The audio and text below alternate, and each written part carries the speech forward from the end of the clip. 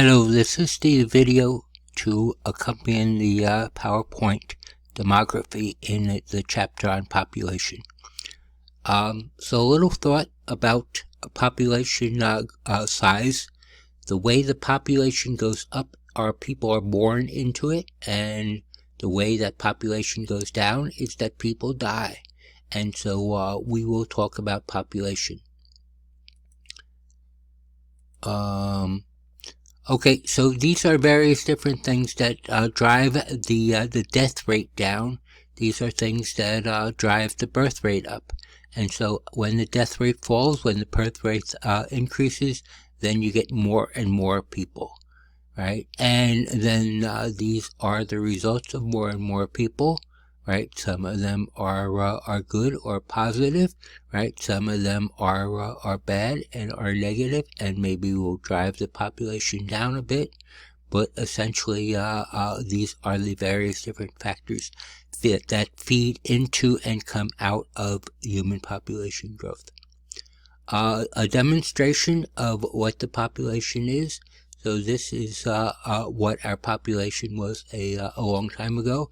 And then in the first part of the 20th century, the population increased more and more.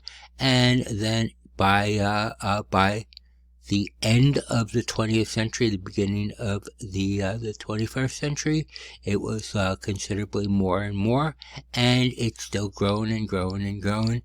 And at this rate, by 2050, right, we'll have more and more people, and if it continues at a high rate, it will be exponential growth, and we will have an enormous amount of people.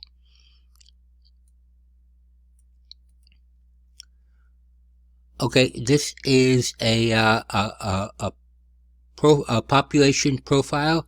I recommend that you look at this video about population pyramids. It's included in the module, right? And so you should look at it, and it's a further explanation of how these population pyramids are used and drawn and what they mean and various different things.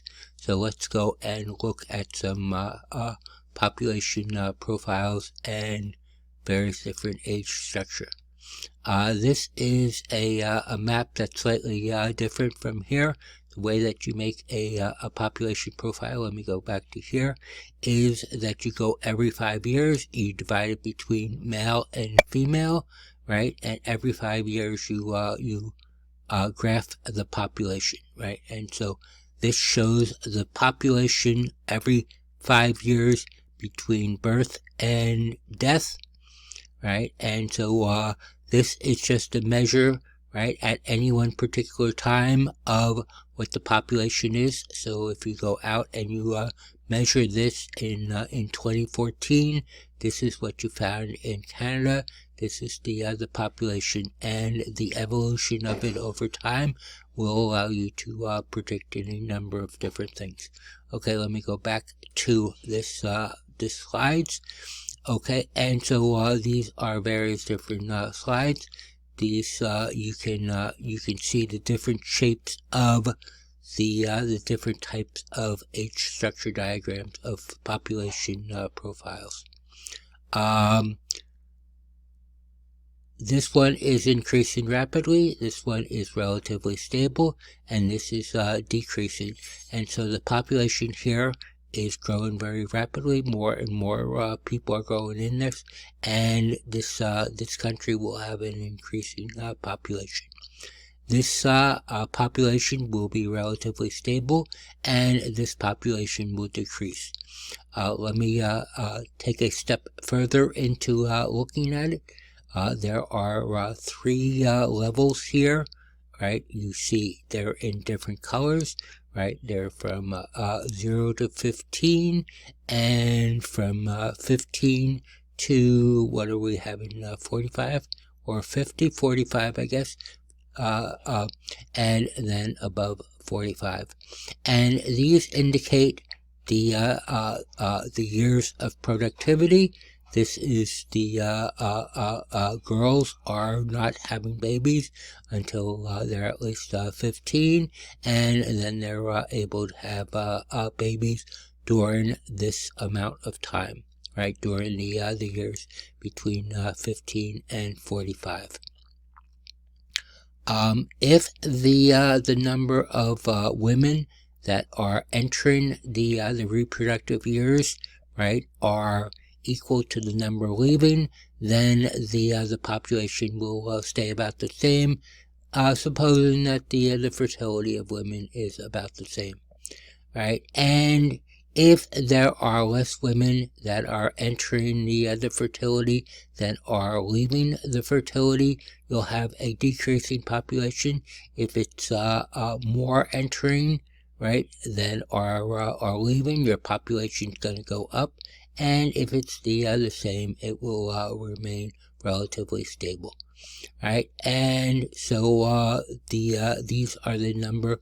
Right here are the number of women that are leaving the fertility ages, and these are the number that are entering, right? And depending on which one it is, you'll be able to tell. Okay, so this is an increasing rapid population. It's stable. This is decreasing. So let's look at it in what are various examples around the world. Okay, this is Mexico in 2005.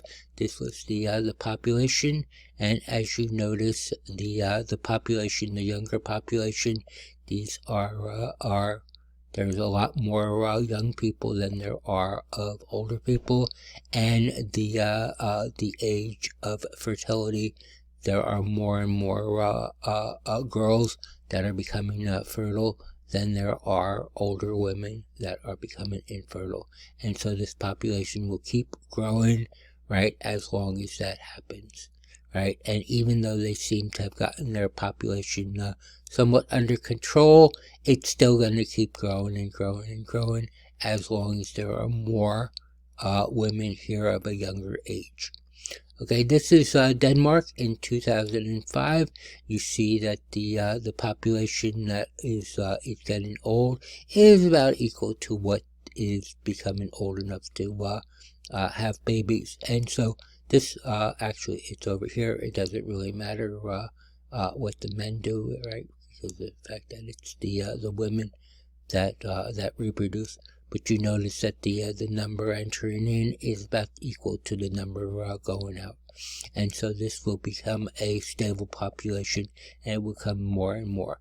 And so that example is Denmark. This one is Italy. Italy, the population here, right, has fallen off from what it was, and so this population is going downhill and decreasing rapidly. This has a number of effects, not only on the population but on what the government wants to do about it. Here, the population is growing. Mexico probably wants to discourage having children, and so they should make policies that make it less and less desirable to have children, or at least to have the government increase services for the children, because they don't really want to keep growing bigger and bigger.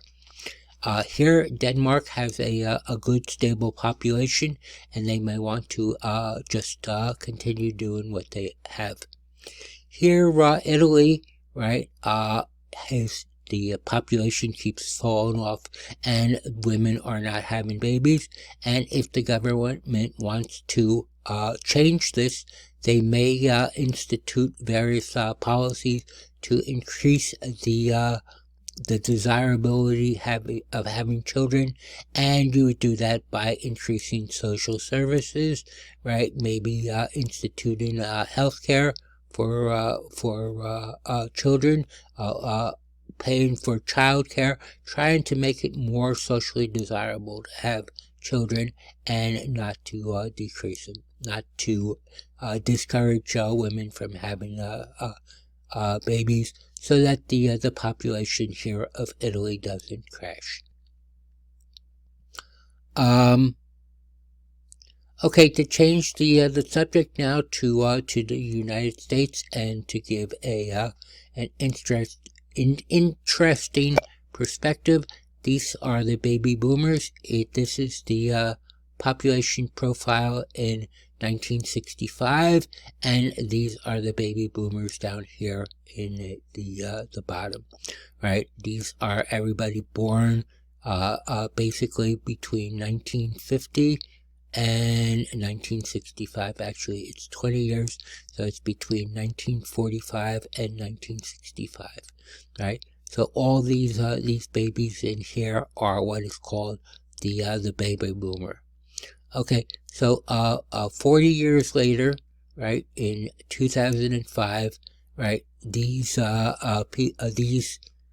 girls and boys who were 15 to 19, right, in 40 years they became 45 to 49 years old, right, and everybody else moved equivalently. They moved through the population. So this was the population profile, and then they moved through, and in 2030, in another 25 years, right, all of these people will be 25 years older, and so they'll be in this part of the diagram. So this is showing the baby boomers moving through the population. So here, right, they entered in the population, and they were very productive, and they continued population growth, and so the population increased. And right, during a certain period here, right, you had a lot of people moving through the economy.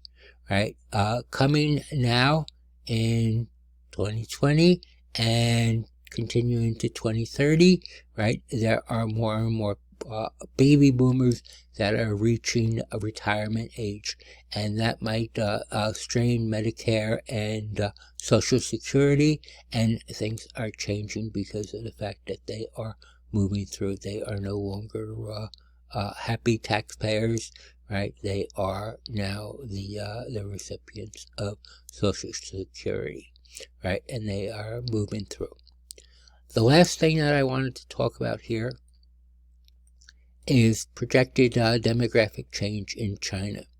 So this is what China is, right? And this is the age pyramid of China in 2010. Okay, what happened was, for a while, the population of China, right, it was the typical developing country where the population was growing enormously. And what they have done is they've decided to stop that, and so they have instituted a number of different reforms to cut the population down.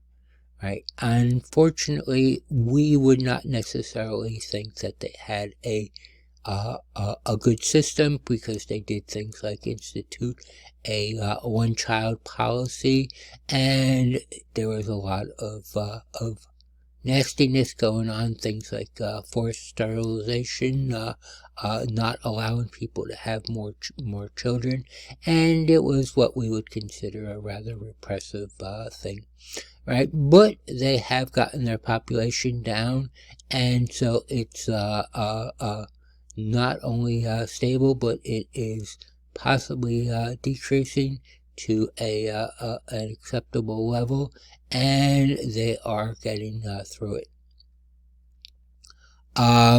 So there's a number of stories about projected demographic change, and if you're willing to overlook the inequities and the authoritative practices that we would not necessarily like, this is somewhat of a success story. So that's all I want to say about the demography, and so this PowerPoint is available as a standalone, and this would be just an add to it.